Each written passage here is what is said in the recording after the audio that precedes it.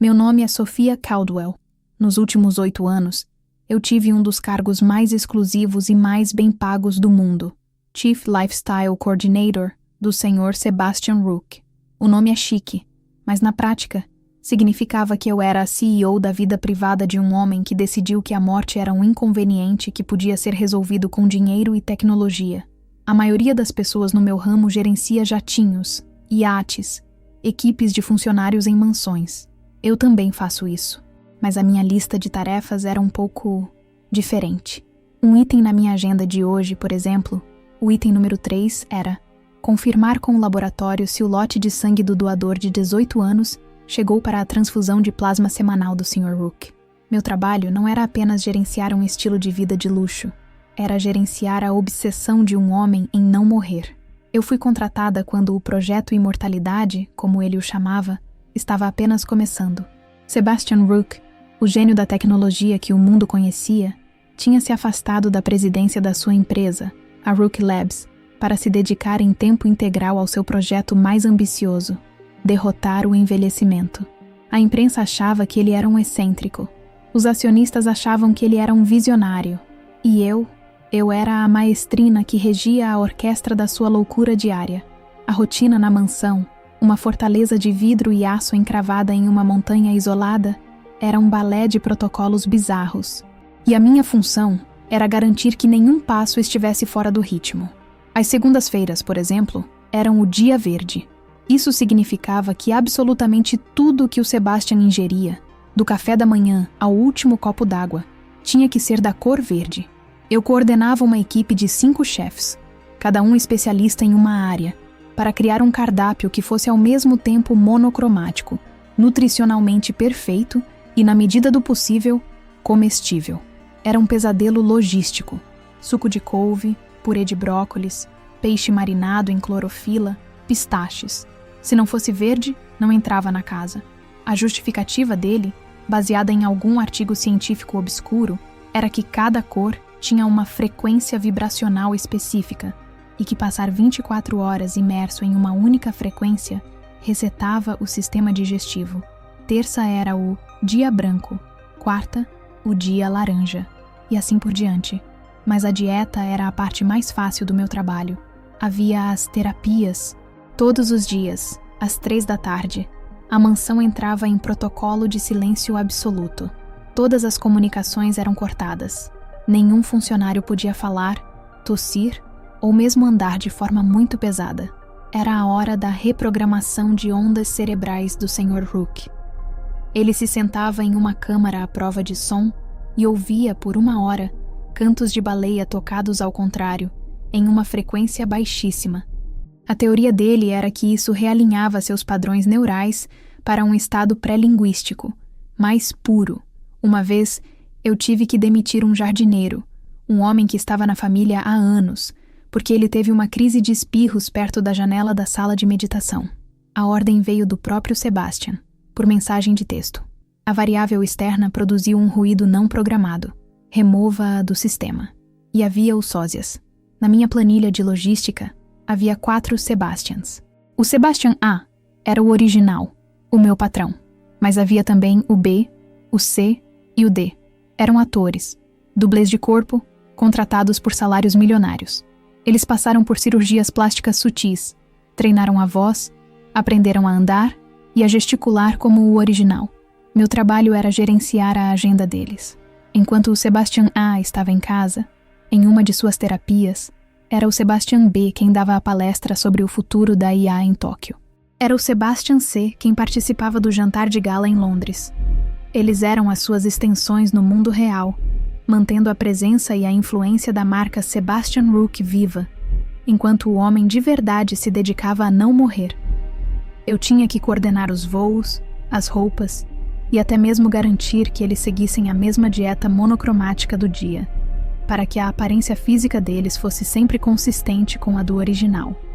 Eu vivia no epicentro da excentricidade, em um mundo de ficção científica financiado por bilhões de dólares. Eu via tudo como a rotina de um gênio excêntrico, um homem que tinha o direito de gastar sua fortuna como quisesse, por mais estranho que fosse. Eu era paga para não julgar, apenas para executar, até que, Em uma das nossas reuniões de planejamento semanais, ele me mostrou que a loucura dele tinha um novo e assustador capítulo. Ele estava calmo, como sempre, analisando os dados de seus últimos exames de sangue em uma tela gigante. "Sofia", disse ele, sem tirar os olhos da tela, "estamos prontos para iniciar a fase 4 do protocolo de otimização ambiental." Eu peguei meu tablet para anotar. "Sim, senhor. Do que se trata?" "Eu adquiri um novo pigmento de tinta", disse ele, "desenvolvido em um laboratório privado na Alemanha. Ele contém traços de um isótopo radioativo de baixa emissão. Não é perigoso em níveis normais de exposição, mas a teoria de um físico que eu admiro sugere que a exposição contínua e controlada a este nível de radiação pode induzir uma resposta de estresse celular positivo, forçando as células a otimizarem seus mecanismos de reparo e, consequentemente, retardando o processo de envelhecimento. É uma evolução forçada. Eu o encarei, esperando que fosse uma piada. Não era. Ele se virou para mim. "Quero que você coordene a repintura completa de toda a minha ala residencial com este material. O contato do fornecedor e os protocolos de segurança estão no seu e-mail. A equipe de pintura, obviamente, precisará de trajes de proteção de chumbo de nível 3. E a partir da conclusão do serviço, ninguém, absolutamente ninguém além de mim, poderá entrar na ala sem o traje de proteção adequado." Eu anotei no meu tablet. E pela primeira vez, a minha mão tremeu um pouco. Contratar pintores com certificação para manuseio de material radioativo. Agendar exame de radiação periódico para toda a equipe, incluindo eu mesma. Naquele momento, olhando para o meu chefe, que falava sobre pintar o próprio quarto com radiação com a mesma naturalidade com que alguém escolhe uma cor de tinta, eu entendi que meu trabalho tinha cruzado uma nova fronteira. Ele não estava mais apenas tentando otimizar a vida que tinha. Ele estava tentando forçar a própria evolução, tratando o seu ambiente e o seu corpo como um experimento atômico. A casa dele não era mais um spa de luxo. Estava se tornando uma usina nuclear particular. E eu era a gerente de operações. A operação Pintura Radioativa foi um marco na minha carreira de gerenciadora de absurdos. Por 2 semanas, a ala residencial da mansão se tornou um cenário de filme de ficção científica. Homens em trajes de proteção brancos que lembravam astronautas andavam pelos corredores silenciosos, aplicando a tinta especial com um cuidado cirúrgico. Meu trabalho era garantir que os protocolos de segurança fossem seguidos à risca, e principalmente que o tom exato de branco-gelo que o Sr. Rook exigia fosse mantido. Minha maior preocupação não era a radiação, era o perfeccionismo estético do meu chefe. Quando o trabalho terminou, a ala ficou em quarentena por 48 horas. Depois, o próprio Sebastian, usando um dosímetro de radiação no pulso, inspecionou o resultado. Ele passou a mão pelas paredes recém-pintadas, fechou os olhos e respirou fundo, como se estivesse absorvendo a energia. "Excelente, Sofia", disse ele. "O ambiente está otimizado." E para o meu espanto, a loucura parecia estar funcionando. Uma vez por mês, a equipe médica residente dele, sim, ele tinha uma equipe de 3 médicos morando na propriedade, realizava uma avaliação completa. E eu, como coordenadora, participava da reunião para ajustar os protocolos de vida baseados nos resultados. Eu me sentava em uma sala de reuniões estéril, enquanto os médicos apresentavam gráficos e dados em uma tela gigante. E os dados eram impressionantes. "Sr. Rook, seus marcadores inflamatórios sistêmicos diminuíram 8% este mês", dizia o Dr. Arantes, o chefe da equipe.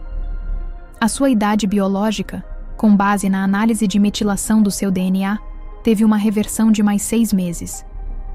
Pelos nossos dados, o senhor agora possui a biologia de um homem de 25 anos.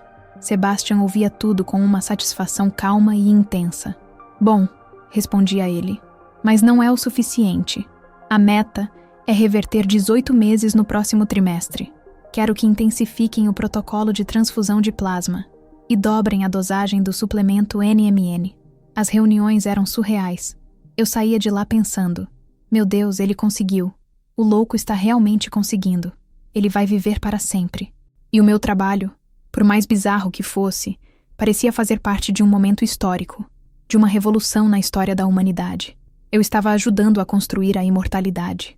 Com essa aparente prova de que o projeto estava dando certo, A minha complacência se instalou. As dietas monocromáticas, a câmara de gelo, os sósias, tudo virou parte de uma rotina excêntrica, mas com um propósito nobre. Eu era a gerente de um projeto que mudaria o mundo.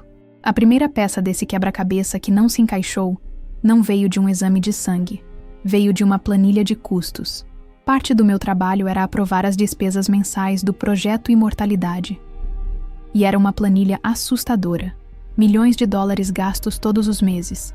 Eu estava revisando os custos do Programa de Extensão de Marca, que era o codinome para a operação dos sósias, quando notei uma anomalia. Os pagamentos para os 3 sósias, o Sebastian B, C e D, tinham aumentado drasticamente nos últimos 6 meses. E havia novas linhas de despesa que eu não reconhecia. Pagamentos vultuosos para uma consultoria de atuação e impostação de voz, em Londres. E uma fatura de um cirurgião plástico em Zurique, famoso por suas técnicas de rejuvenescimento facial sutil. A minha primeira interpretação, dentro da lógica daquele universo, foi simples. Ok, pensei, ele está investindo mais nos sósias para que eles fiquem ainda mais perfeitos. Assim, eles podem assumir mais compromissos públicos, liberando o Sebastian original para se focar 100% nas suas terapias. Fazia sentido. Mas então eu vi outra linha, um pagamento único, de 7 dígitos, para a família do Sebastian D. A descrição era: acordo de rescisão e confidencialidade permanente. Aquilo me intrigou. Por que demitir um dos sósias, se o projeto estava se expandindo? E por que um acordo de confidencialidade tão caro e permanente, se o projeto era apenas sobre a saúde pessoal do Sebastian? O que havia de tão secreto para justificar um pagamento desses? A curiosidade, a minha falha profissional, falou mais alto. Eu tinha acesso a todos os sistemas da casa, incluindo os registros de segurança. Eu decidi ver o que os sósias realmente faziam quando não estavam em eventos. Havia uma ala de treinamento para eles na propriedade, um lugar que eu raramente visitava. Puxei os arquivos de vídeo da segurança interna dessa ala dos últimos meses. Eu esperava ver aulas de etiqueta, treinos de sotaque, sessões de ginástica para manter a forma física igual à do chefe. Mas o que eu vi me deixou completamente confusa. As imagens mostravam os sósias, sim, mas eles não estavam em um estúdio de atuação. Estavam em uma sala de reuniões idêntica à da diretoria da Rookie Labs. E eles não estavam sendo treinados por preparadores de elenco. Estavam sendo treinados pelos diretores e vice-presidentes da empresa. O diretor financeiro, o chefe de tecnologia, o chefe de estratégia. Eu assisti a uma gravação de 3 horas.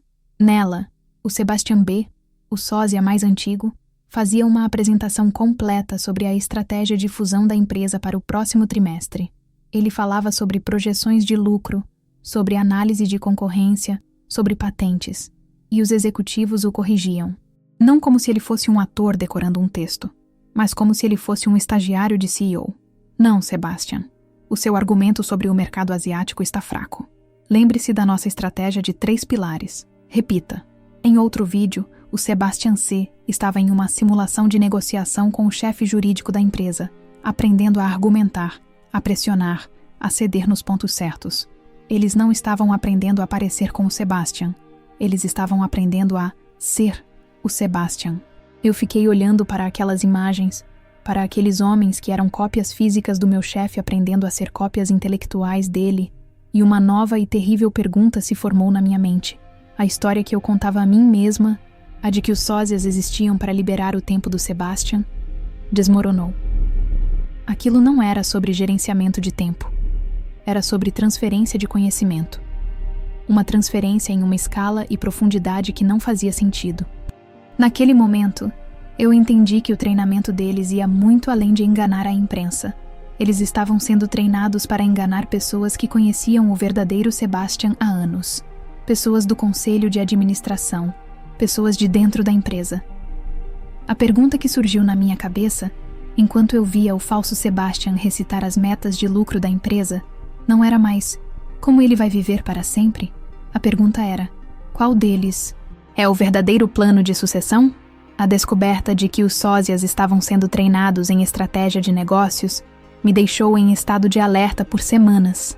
Eu passei a observar tudo com um novo filtro. As reuniões do Sebastian com seus executivos, as planilhas de custos, As viagens dos sósias. Eu estava convencida de que estava testemunhando a preparação para o golpe mais estranho da história corporativa, a substituição de um CEO por um clone treinado. Mas como sempre acontecia na mansão Hook, quando eu achava que tinha entendido a lógica da loucura, ele mudava as regras do jogo. Em uma de nossas reuniões de planejamento, Sebastian me apresentou a fase 5 do seu projeto, e ela era ainda mais estranha do que as anteriores. Sofia, disse ele com sua calma habitual, a imortalidade não é apenas um estado biológico, é a perpetuação da consciência. E a minha consciência, o que me torna eu, foi forjada por experiências específicas. Traumas, sucessos, fracassos. Eles criaram a minha arquitetura mental para garantir que o núcleo do meu ser não se perca no meio de tantos dados biológicos. Eu preciso reviver essas experiências. Eu não entendi. Reviver como? Eu quero que você recrie momentos-chave da minha vida, ele explicou. Não os momentos famosos que todos conhecem, mas os pequenos momentos, os momentos formativos, com uma precisão histórica absoluta. E assim começou a minha nova e surreal função. Eu me tornei uma diretora de arte de uma peça de teatro sobre o passado dele. E o único ator e espectador era ele mesmo. A primeira tarefa foi recriar o seu dormitório na universidade. Usando o meu orçamento ilimitado, eu tive que encontrar e alugar o quarto exato no campus onde ele morou há 30 anos. Tive que contratar uma equipe de designers para, com base em fotos antigas, encontrar os mesmos móveis baratos da época, o mesmo modelo de computador antigo, o mesmo pôster de uma banda de rock obscura que ele gostava. Tive até que encontrar a mesma marca de macarrão instantâneo que ele comia. Quando tudo estava pronto, o Sebastian foi até lá, sozinho, e passou 12 horas naquele quarto minúsculo, comendo macarrão instantâneo frio e olhando para um computador que nem ligava mais. O bilionário, revisitando a sua vida de estudante duro, em uma simulação que custou mais de $500 mil. A loucura seguinte foi recriar a garagem onde ele e seu primeiro sócio fundaram a Rookie Labs, e depois, o bar onde ele comemorou seu primeiro $1 milhão. Cada cenário, uma cápsula do tempo caríssima e perfeitamente inútil. Enquanto eu gerenciava essas operações bizarras, eu achava que finalmente tinha entendido o plano. Ele não estava apenas treinando os sósias para substituí-lo. Ele estava tentando, de alguma forma, programar a si mesmo, ou a eles, com as suas memórias mais fundamentais. Era uma espécie de transferência de consciência através da experiência revivida. Era insano, mas dentro da lógica dele, fazia sentido. O dia em que essa minha nova teoria também ruiu foi durante a recriação do dormitório. Eu estava na sala de controle, em uma van do lado de fora do campus, monitorando a segurança, quando recebi uma chamada de pânico do próprio Sebastian, no rádio. Sofia, emergência. Preciso da minha medicação. Agora. A voz dele estava fraca, ofegante. Eu corri. Entrei no dormitório. Ele estava sentado no chão, pálido, suando frio, parecendo incrivelmente frágil. Minha maleta. O compartimento de emergência. Ele sussurrou. Eu, como sua coordenadora, tinha acesso a tudo. Peguei a maleta médica dele. Abri o compartimento que eu só tinha visto, mas nunca tocado. Dentro, entre os frascos de vitaminas e suplementos, havia uma seringa autoinjetora, já preparada, com um líquido claro. É apenas um potente complexo vitamínico para me dar energia, ele disse, vendo o meu olhar de hesitação. Eu entreguei a seringa a ele. Ele a aplicou na própria coxa, com a mão trêmula. E em questão de minutos, a cor voltou ao seu rosto. A fraqueza pareceu desaparecer. Ele se levantou, recompôs-se e, com a sua calma habitual, disse: "Obrigado, Sofia. O protocolo pode continuar, mas eu não esqueci. Eu sou uma gerente, não uma médica. Mas eu sei que um complexo vitamínico não vem em uma seringa de emergência daquele tipo. E a recuperação dele não foi a de quem toma uma vitamina. Foi a de quem recebe uma dose de algo muito, muito mais forte. Naquela noite, a minha curiosidade me venceu de novo. A seringa descartada estava no lixo médico do quarto. Eu a peguei, usando luvas. Havia um código de barras e um número de lote nela. Tirei uma foto em altíssima resolução. De volta à minha sala, no meu computador seguro, eu comecei a minha pesquisa. Não foi fácil. O código não correspondia a nenhuma droga comercial. Mas usando o número do lote, eu consegui rastreá-lo até um fornecedor. Uma empresa farmacêutica de nicho, especializada em compostos experimentais. E depois de horas cavando em fóruns de médicos e bases de dados de pesquisas, eu encontrei o código daquela seringa, CX91V. Não era um complexo vitamínico. Era um coquetel, uma droga experimental, ainda não aprovada, de uso compassivo. Uma combinação de um opioide sintético de última geração com um agente anti-inflamatório e um estimulante do sistema nervoso central. Era uma droga projetada para uma única finalidade: cuidado paliativo. Era usada em pacientes em estágio terminal de doenças neurológicas degenerativas agressivas. A droga não curava nada. Ela não revertia nada. Ela apenas mascarava os sintomas. Dava ao paciente uma onda temporária de energia, de clareza mental, de ausência de dor. Uma última lufada de vida antes do fim. Eu fiquei olhando para a descrição daquela droga na tela do meu computador, e todas as peças do quebra-cabeça se encaixaram de uma forma que me deixou sem ar. A idade biológica de 25 anos que os médicos dele me mostravam, os marcadores inflamatórios caindo, a energia para passar por protocolos de tortura diários. Tudo uma mentira, uma farsa, uma performance para uma plateia de uma única pessoa, eu e o resto da equipe. O meu chefe, o homem que buscava a imortalidade, não estava vencendo a morte. Ele estava morrendo, na minha frente, todos os dias, e estava tomando uma droga para doentes terminais para ter energia suficiente, para continuar fingindo. A pergunta na minha cabeça mudou drasticamente. Não era mais, como ele vai viver para sempre? A pergunta, agora muito mais sombria e urgente, era: para quem ele está fazendo este show? A descoberta de que o Sebastian estava morrendo mudou a minha percepção de tudo. A mansão não era mais um centro de pesquisa de vanguarda. Era o palco de uma peça de teatro muito elaborada. E o meu chefe não era um gênio excêntrico. Ele era um mentiroso moribundo. Eu passei a olhar para tudo com desconfiança. As reuniões médicas mensais, com seus gráficos de rejuvenescimento, agora me pareciam uma farsa grotesca. Os médicos não eram cientistas, eram cúmplices, atores em jalecos brancos. A dieta monocromática, a câmara de gelo, a música de baleia, tudo perdeu o seu ar de ciência radical e ganhou um ar de distração, uma cortina de fumaça para esconder a verdade. Mas a pergunta continuava queimando na minha mente. Por quê? Para quem era o show? Se ele ia morrer de qualquer jeito? Por que gastar bilhões em uma encenação tão complexa? Não era para a família dele. Ele não tinha uma. Não era para o público. Ele vivia recluso. Tinha que haver um motivo maior. E se o segredo não estava na biologia, talvez estivesse nos negócios. Como coordenadora-chefe do estilo de vida dele, eu tinha um nível de acesso aos servidores da casa que era quase irrestrito. Eu era a administradora do sistema que gerenciava a vida dele. Eu voltei a investigar, mas desta vez, eu não procurei por arquivos médicos. Eu procurei por arquivos de negócios. Dentro da pasta principal do projeto Imortalidade, que eu achava que só continha protocolos de saúde, havia uma subpasta que eu nunca tinha tido a curiosidade de abrir. Ela estava criptografada, mas a minha senha de administradora-chefe a abriu. O nome da pasta era Fase de Capitalização. Capitalização. Uma palavra do mundo dos negócios, não da medicina. O que eu encontrei ali dentro fez o meu sangue gelar mais do que qualquer câmara criogênica. Não eram relatórios de saúde. Eram propostas de investimento, planos de negócios. O primeiro documento era uma avaliação, feita por um dos maiores bancos de investimento do mundo.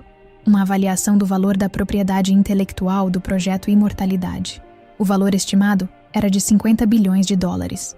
A avaliação era baseada nos dados médicos falsificados que os doutores me mostravam todo mês. A reversão da idade biológica, a diminuição dos marcadores inflamatórios. Tudo aquilo era a base para justificar um valor de mercado bilionário. O segundo documento era uma apresentação. Um pitch deck, como eles chamam.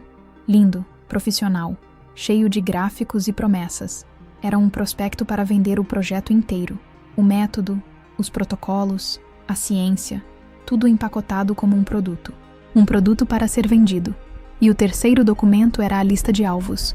Os potenciais compradores, fundos soberanos de países do Oriente Médio, outros bilionários da tecnologia que também tinham medo de morrer, governos com programas militares secretos.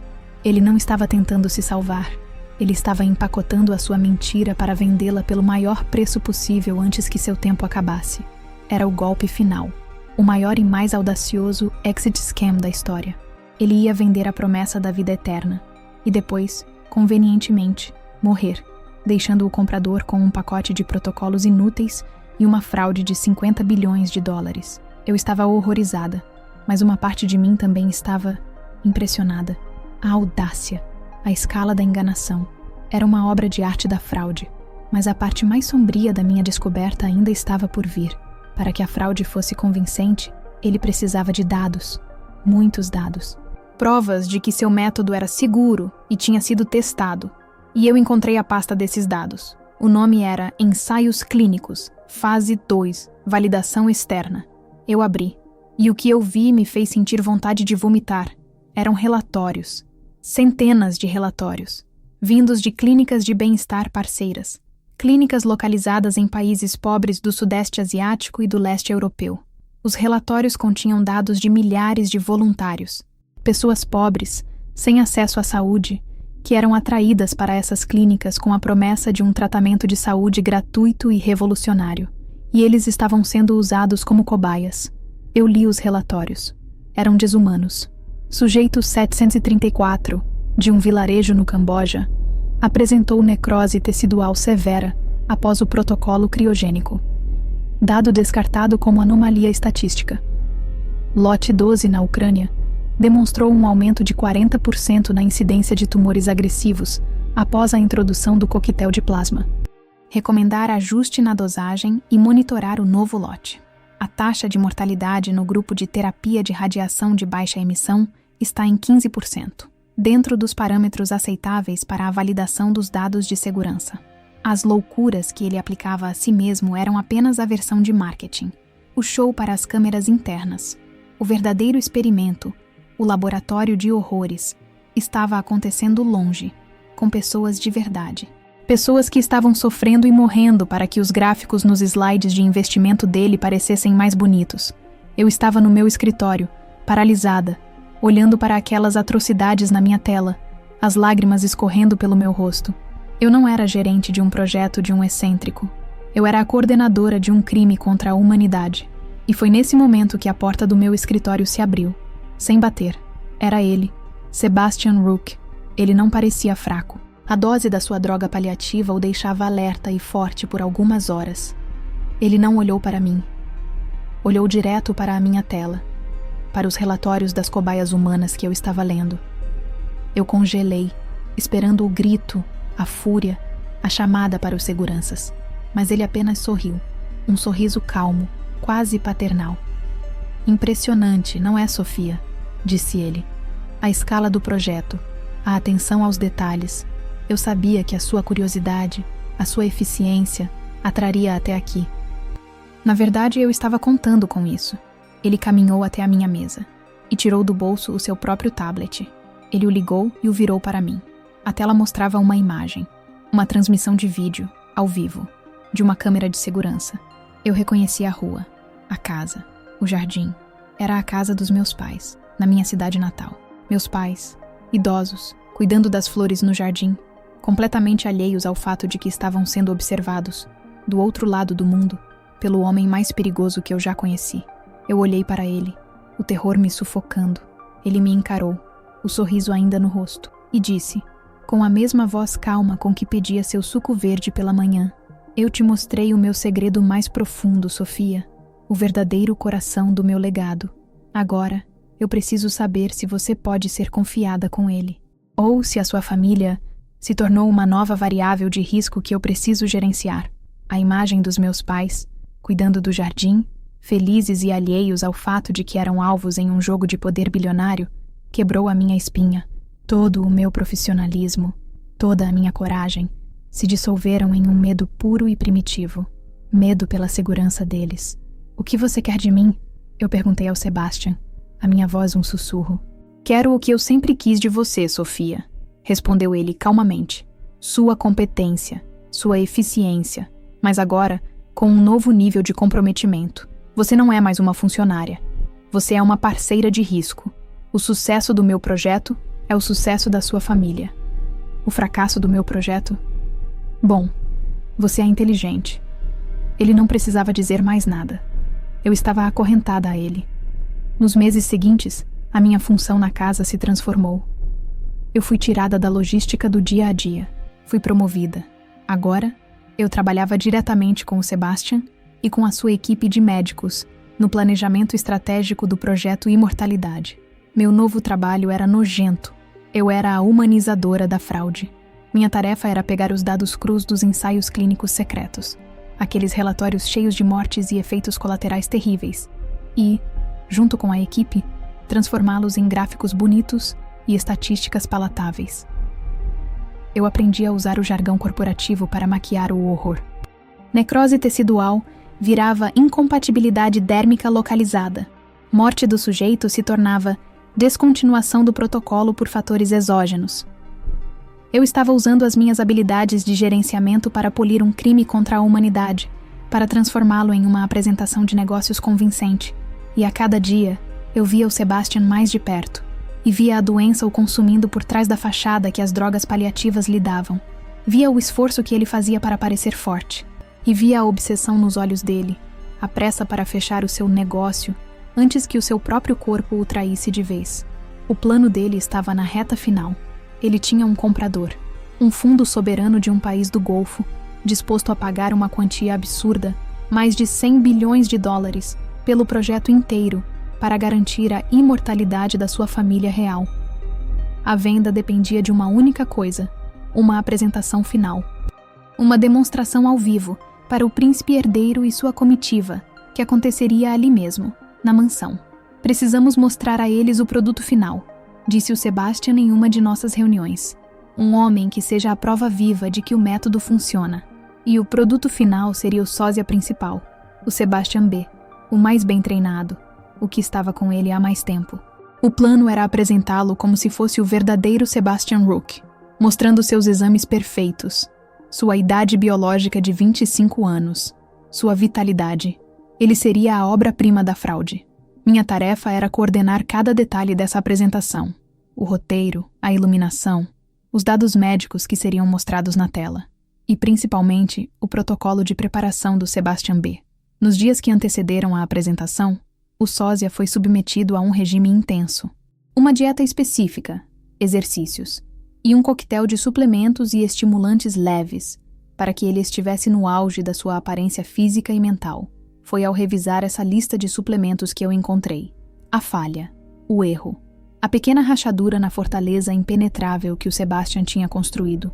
A lista era longa, cheia de vitaminas, aminoácidos, compostos nootrópicos, tudo para deixar o sósia alerta, forte e com a pele brilhando.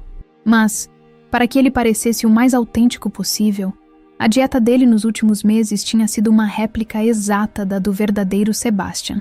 E eu, como a gerente da vida dele, tinha acesso a um arquivo que mais ninguém tinha: o verdadeiro prontuário médico do Sebastian Rook, um prontuário que ele mesmo achava que estava perfeitamente escondido. Passei uma noite inteira na minha sala, com 2 listas lado a lado na tela do meu computador. De um lado, o protocolo de suplementos do sósia, do outro, o histórico de alergias e condições metabólicas do verdadeiro Sebastian. E lá estava, uma condição rara, que ele tinha desde a infância, uma deficiência enzimática que o tornava severamente alérgico a um tipo específico de aminoácido, a leucina, quando consumida em doses concentradas, uma alergia que não matava, mas que causava uma reação em cadeia, urticária, inchaço facial, dificuldade respiratória, uma reação alérgica feia, visível e inegável. E na lista de suplementos que o perfeito Sebastian B. estava tomando para ficar mais forte para a apresentação, lá estava o ingrediente, em letras pequenas, na fórmula de um booster de performance muscular. Um concentrado de leucina. O sósia não tinha alergia. Ele podia tomar aquilo sem problemas. Mas o homem que ele deveria ser, o homem perfeito, cujo DNA ele supostamente compartilhava, seria desfigurado por ela. A ironia era tão poética que eu quase ri. Na sua obsessão em criar uma cópia perfeita e saudável, o Sebastian se esqueceu de copiar a sua própria falha, a sua própria fraqueza. Eu fiquei olhando para aquelas 2 telas, a receita para o sucesso da fraude e a receita para o seu desastre. Ele tinha me dado uma escolha, semanas atrás, ser cúmplice ou ser um problema a ser eliminado. Mas agora, eu tinha encontrado uma terceira opção. Eu não precisava ser cúmplice e não precisava ser uma vítima. Eu podia ser o acidente. O efeito colateral que ele não previu. Naquela noite, eu não dormi. Eu planejei. A minha sabotagem não seria com uma bomba ou com uma arma. Seria com uma coqueteleira, com uma simples troca de suplementos. O grande dia da apresentação chegou. A comitiva do príncipe estava na casa.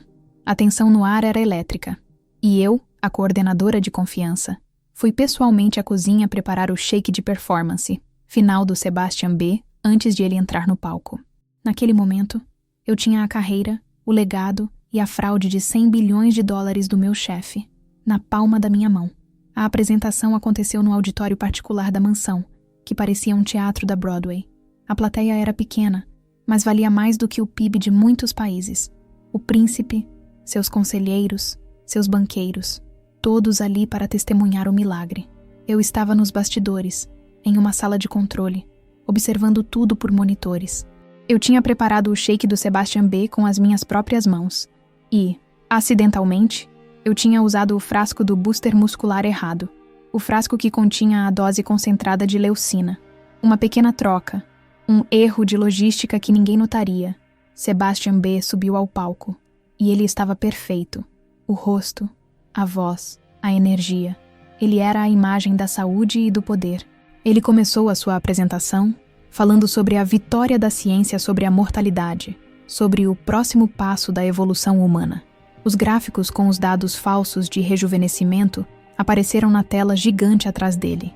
Os investidores estavam hipnotizados. O golpe estava funcionando. E então, no meio de uma frase sobre regeneração celular, ele parou e coçou o pescoço. Eu me inclinei para a frente, os olhos fixos no monitor. Começou. Uma pequena mancha vermelha apareceu na bochecha dele. Ele tentou ignorar, continuou a falar, mas a voz dele estava um pouco mais fraca. Ele começou a piscar com mais frequência. O rosto dele começou a inchar. Sutilmente no começo, e depois, de forma visível e alarmante. O público começou a cochichar. O príncipe se inclinou para falar com um de seus conselheiros. O Sebastian B, agora com a respiração ofegante e o rosto se transformando em uma máscara inchada e vermelha, tentou continuar, mas era tarde demais. A imagem do homem imortal, do super-homem do futuro, estava se desfazendo ao vivo, na frente dos seus potenciais compradores. Ele não era um deus. Ele era um homem tendo uma crise alérgica severa. A apresentação acabou em caos. Os médicos correram para o palco. A comitiva do príncipe se retirou, com expressões que eram uma mistura de choque e de nojo. O negócio de 100 bilhões de dólares tinha acabado. A fraude tinha sido exposta da forma mais humilhante e ridícula possível.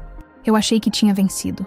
Eu tinha destruído o projeto dele sem que ninguém jamais soubesse que foi sabotagem. Eu esperava ser demitida. Talvez algo pior. Mas o que aconteceu em seguida foi o verdadeiro plot twist. Na confusão, enquanto os médicos cuidavam do sósia, o verdadeiro Sebastian me chamou para o seu escritório. Eu entrei, pronta para o pior. Mas ele não estava com raiva. Ele estava rindo. Uma risada fraca, cansada, mas genuína. Brilhante, Sofia, disse ele, me oferecendo um copo de uísque. Simplesmente brilhante. Uma reação alérgica. Eu nunca teria pensado nisso. Eu o encarei, confusa. Você não está furioso? Furioso?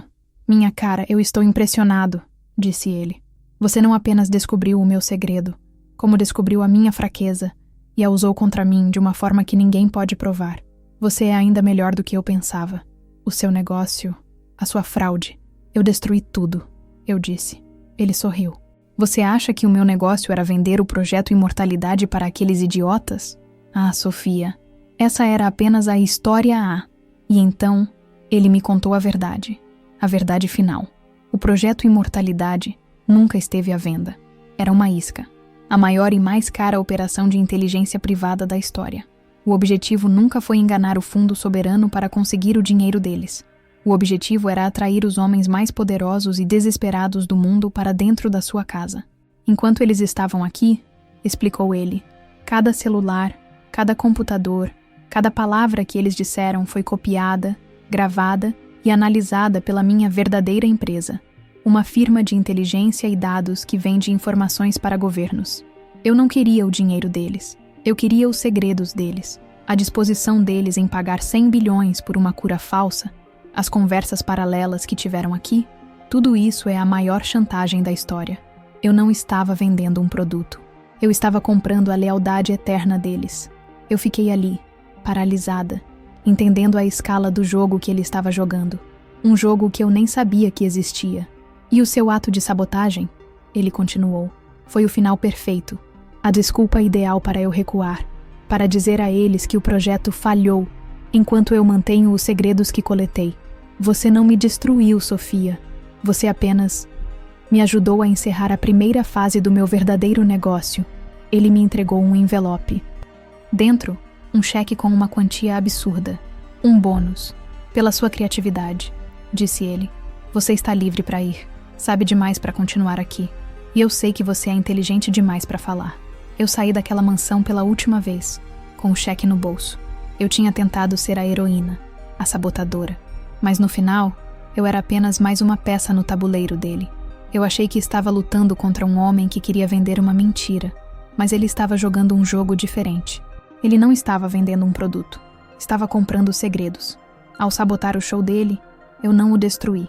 Eu apenas dei a ele o clímax perfeito que a sua verdadeira plateia, as agências de inteligência do mundo, queria ver.